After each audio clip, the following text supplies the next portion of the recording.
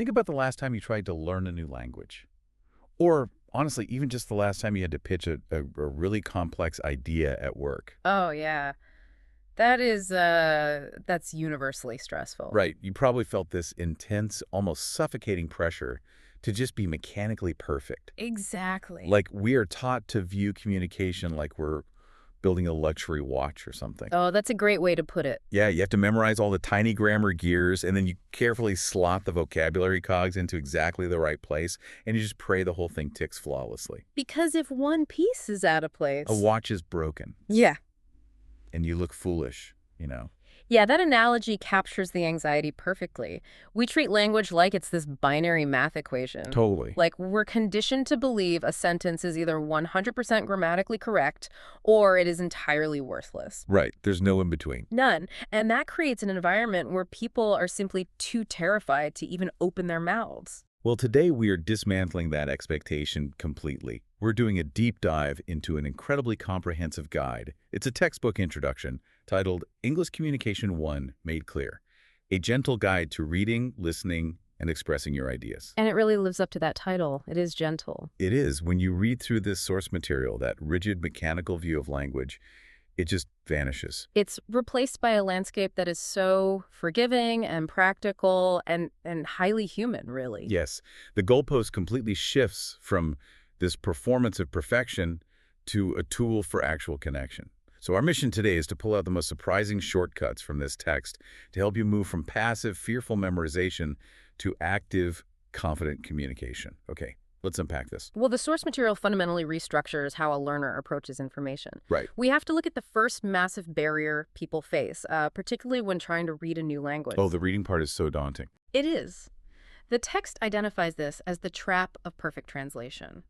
And it often stems from how different languages function on a structural level. Makes sense. Take Japanese, for example.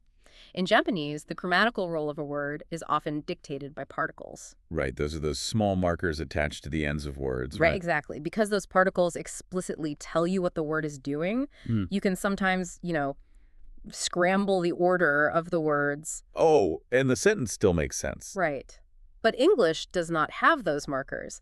In English, the position of the word is the meaning. The order is the reality. Yes. Like if I say, the boy helped the girl, that paints a specific picture. Sure does. So if I say, the girl helped the boy, I mean, that uses the exact same vocabulary, but because the order shifted, the entire narrative changed. Completely different story. But instead of honoring that left to right order, learners often do what I like to call watching a movie in reverse. Oh, I like that. Watching a movie in reverse. Yeah, because when you're confronted with a foreign sentence, you jump all the way to the period at the end, and then you painstakingly work backward. Right, translating word by word. Shuffling things around in your head just to build a natural-sounding translation in your native language. And doing that for a paragraph is exhausting. Doing it for a whole book is impossible. Totally impossible. It creates massive cognitive overload. So to break this habit, the text introduces the 5 basic sentence patterns. Right, the alphabet soup.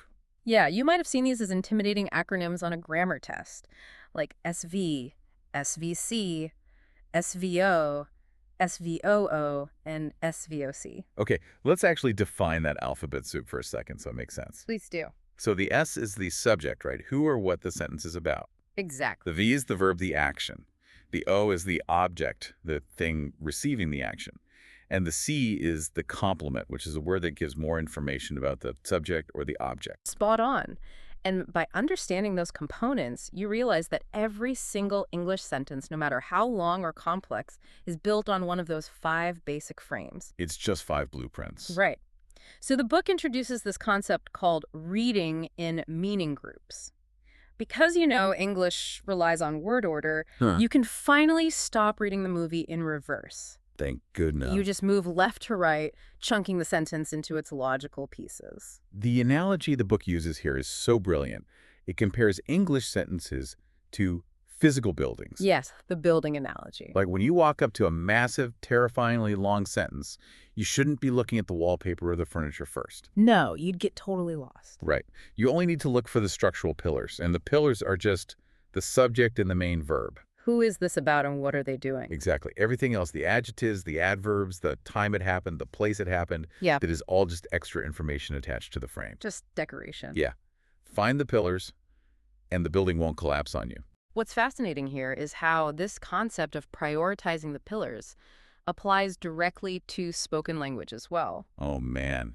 Spoken language. Yeah, because if reading word by word backward is a trap, then expecting spoken English to sound like a perfectly articulated audiobook is a complete disaster. It really is. This is where the structural theory meets the messy reality of human sound. And this is the ultimate frustration for so many people. You study the vocabulary, you manage the 5 blueprints we just talked about. You think you're ready? Right. And then you hear a native speaker talking at full speed, and it just sounds like a blender. Just a wall of noise. Why does spoken English sound so dramatically different from the text on a page?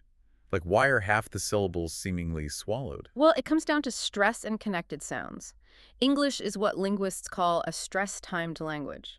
Okay, what does that mean in practice? The guide explains this by dividing vocabulary into 2 categories: content words and grammar words. Got it. Content words are your nouns, your main verbs, your adjectives. They carry the actual meat of the meaning. The important stuff. Right. Because they are important, speakers naturally stress them. They say them louder, longer, and at a higher pitch. Okay, so what about the grammar words? Grammar words are the structural glue. Words like to, oh, the, of. Because they don't carry the core message, they get reduced. They shrink. They shrink, they become weak, and they physically connect to the words around them. Oh, so this is why I want to go turns into a blurred single sound like I want to go. Exactly. The to is just a grammar word, so it gets steamrolled. Steamrolled. That's a perfect way to describe it. And the source material delivers a huge aha moment here that I think will comfort anyone listening. It's a lifesaver. It explicitly states, you do not need to catch every word. Say it louder for the people in the back. Seriously. In fact, trying to catch every single grammar word is exactly why your brain freezes up during a conversation. Right, because listening is not transcription. You aren't a court reporter trying to log every syllable. Thank goodness. Listening is the process of building meaning from clues. The text offers this powerful demonstration. Imagine you're hit with a flurry of incredibly fast audio, right? Okay.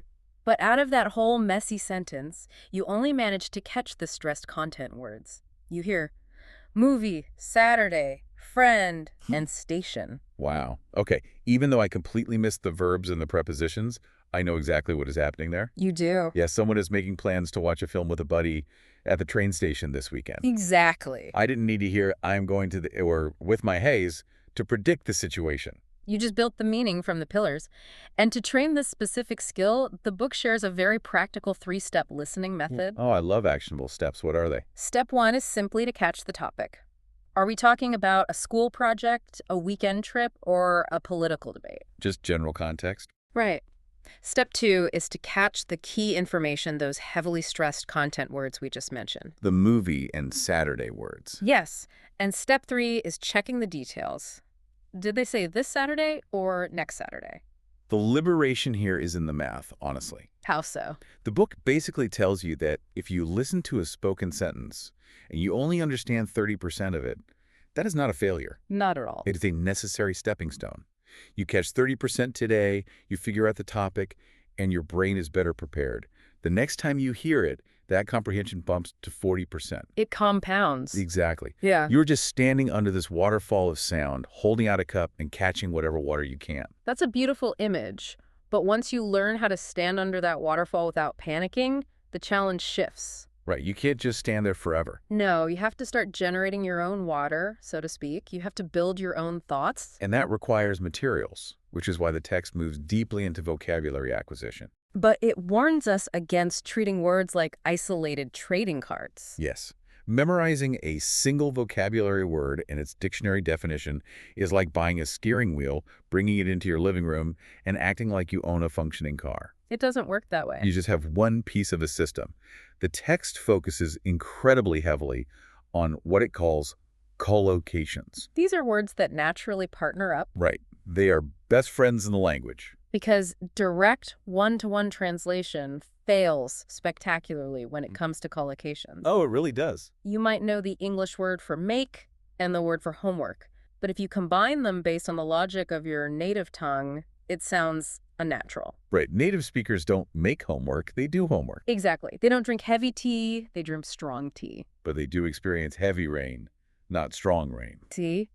It's so specific. You really have to learn the word in its natural habitat, surrounded by its friends. And another strategy the text emphasizes is building a vocabulary network. Oh, right. You don't just learn a word. You learn its opposite, like increase and decrease. You learn its family members, tuning the verb decide into the noun decision. And the most crucial survival skill it teaches here is paraphrasing. Such an important skill. Let's say you're in a meeting and you completely forget the term environmental protection. The book says, don't panic. Just walk around the missing word using simple tools you already have. Right. Can you say keep nature safe? Exactly. That is functional fluency. Yeah. But where the book takes a truly profound turn, I mean, for me at least, is how it handles grammar. Specifically tenses and modal verbs. Yes. It reframes them entirely. They aren't just timelines or dry rules for a textbook exercise. No, they're tools. They're tools for controlling feeling, psychological distance, and the entire human dynamic of a conversation. That's a huge shift in perspective. It is. Like, I always thought of the present tense as just meaning right now. Most people do. But the text explains it's actually used for habits and universal truths.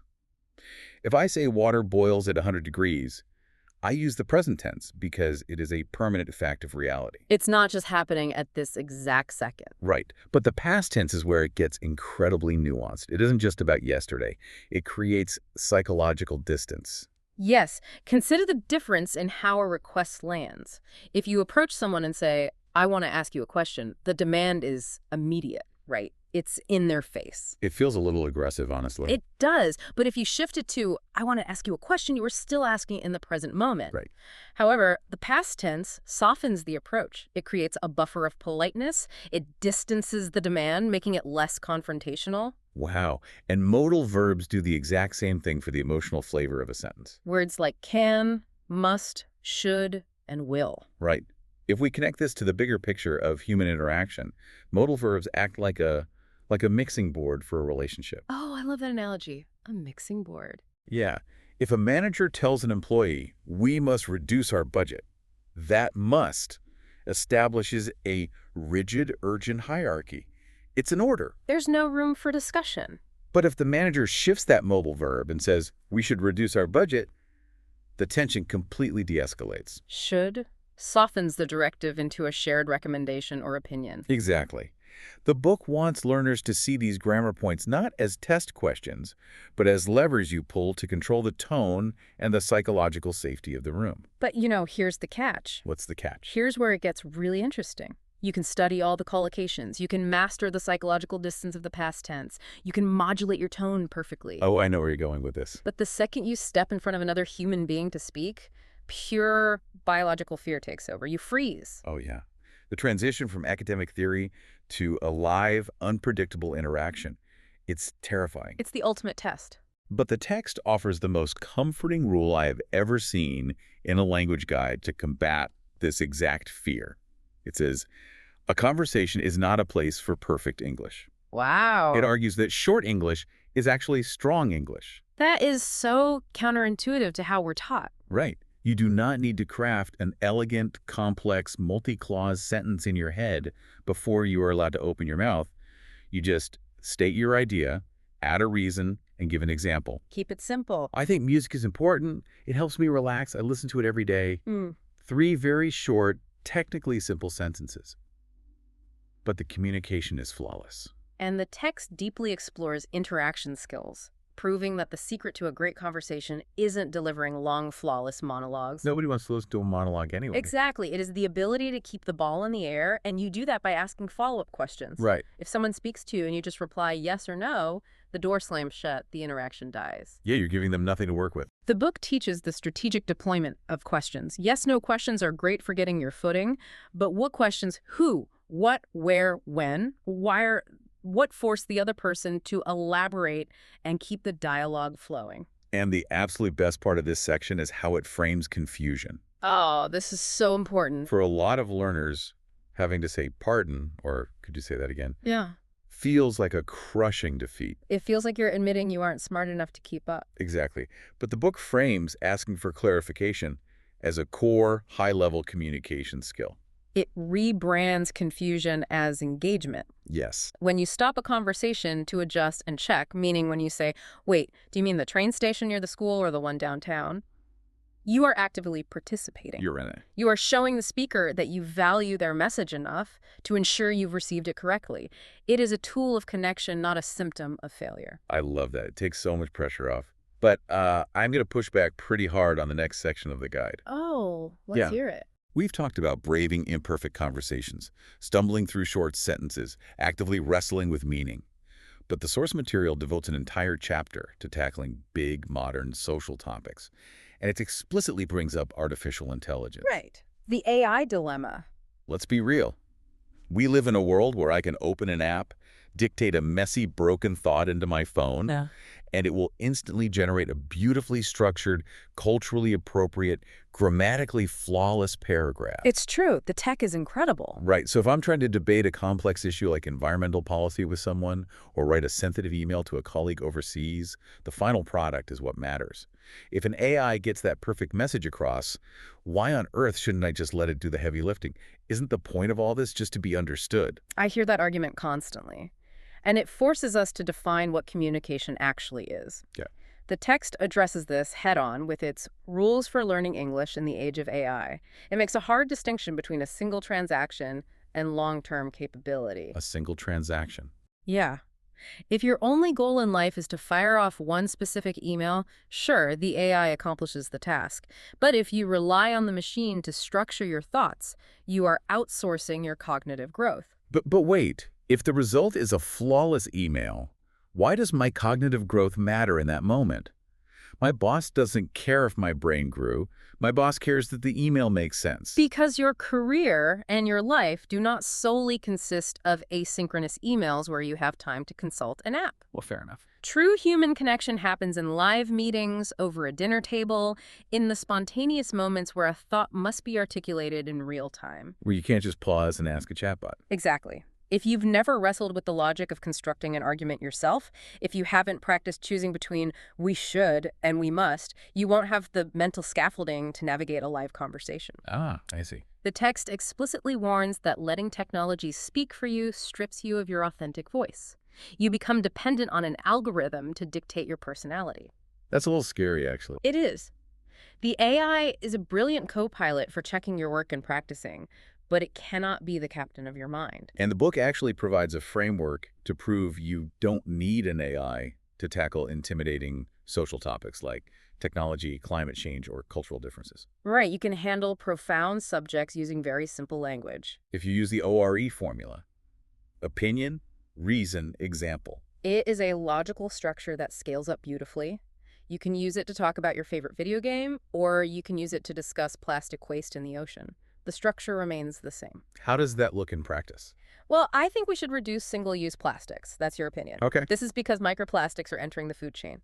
Your reason. Got it. For example, my family has switched to reusable grocery bags. Your concrete example. It demystifies the act of making a complex point. That is so clean and easy to follow. And when dealing with these massive topics, especially cultural differences, the text demands impartiality and logic. It features this profound statement regarding cultural understanding that I think applies to every aspect of life. What is it? It says, different does not mean wrong. Wow. That is the cornerstone of global communication. It really is. Cultural competence isn't just memorizing trivia about what time people eat dinner in Spain. Right. It is the internal recognition that a custom or a viewpoint can be entirely different from your own without automatically being invalid or incorrect. Yeah. The text challenges learners to observe differences neutrally and then actively look for underlying similarities to build common ground. To really see how all these theories operate in the real world. The ORE formula, the short sentences, the bravery of imperfection, we have to look at the short story included at the very end of the source material. Oh, this story is a masterclass in applying these concepts. It is. It's the story of a high school student named Misaki. Let me paint the picture for you. It is springtime. Okay. The cherry blossoms are drifting past the windows of the classroom. Very cinematic. Right. But Misaki is sitting at her desk, absolutely terrified. Oh no, why? Her English teacher has just assigned the class a 1-minute spoken presentation titled My Small Challenge. And for Misaki, public speaking in a foreign language is Paralyzing. Yes. She is haunted by a memory from junior high where she made a small grammatical mistake, the room went silent, and she heard a quiet laugh from the back of the class. Kids can be cruel. Yeah. And the demand for mechanical perfection has completely frozen her. Her notebook is blank. She is stuck in that trap we discussed at the very beginning, the broken watch. Exactly. But then she talks to her friend, Rico. Rico is currently doing her own personal challenge of listening to English audio every morning. Okay. And Rico gives Misaki advice that basically summarizes the entire textbook. She compares listening to native English to standing outside in a massive storm or under a roaring waterfall. It is an unpredictable flood of connected sounds. That stress time blending we talked about. Yes. Rico tells Misaki that her mistake is trying to understand the whole waterfall at once. Which is impossible. Right. She advises Misaki to drastically lower the stakes to make action possible. The advice is simple. Just try to catch one word. Just one. Just one. Make that your entire challenge. Go into the storm and find one word a day. So she tries it. Misaki decides to try it. On the first day, she listens to an audio track. It sounds like a blur of noise, but out of the storm, she catches one stress content word. Music. Hey, that's a pillar. It is. The next day, she listens again and catches the word library. A few days later, she clearly hears, "Thank you." That's great progress. Armed with these small victories, she built her one-minute speech using the ORE formula and very short, simple sentences about her experience of catching words in the waterfall. But the tension peaks when the actual day of the speech arrives, doesn't it? Oh, yeah. She walks up to the front of the classroom. The eyes of every student are on her. She delivers her first sentence perfectly. But then the panic sets in. The letters on her cue cards blur together. Her mind goes entirely blank. The fear of that junior high mistake comes rushing back, and she stops speaking. Now, if she still viewed language as a performance of perfect mechanics, this would be the moment she runs back to her desk in tears. Totally.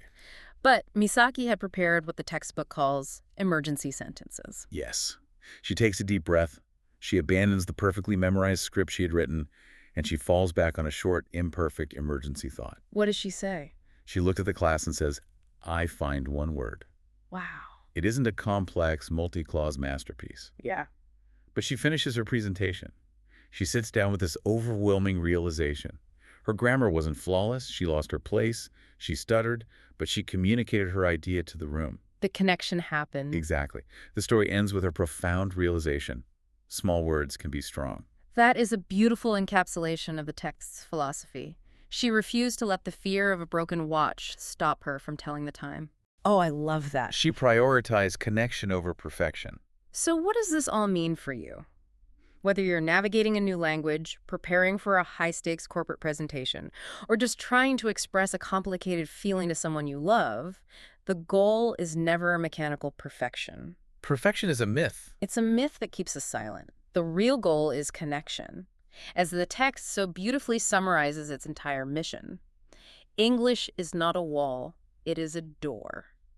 We've spent this entire deep dive exploring how the fear of making mistakes, the desire to perfectly translate every word, the dread of not sounding perfectly fluent, stops us from communicating. Right. But this dynamic doesn't just apply to language. I want you to think about the rest of your life. Oh, absolutely. Where else is the demand for perfection keeping you silent? Is there a career leap you aren't taking, a creative hobby you're hiding, or a conversation you are avoiding in a relationship simply because you are terrified the first attempt won't look flawless to the people around you? Are you waiting to have every single gear polished before you let your clock tick? Stop trying to build a perfect machine. Just find your one word, step under the waterfall, and open the door. Thank you so much for joining us on this deep dive. Keep taking those small steps, and we'll catch you next time.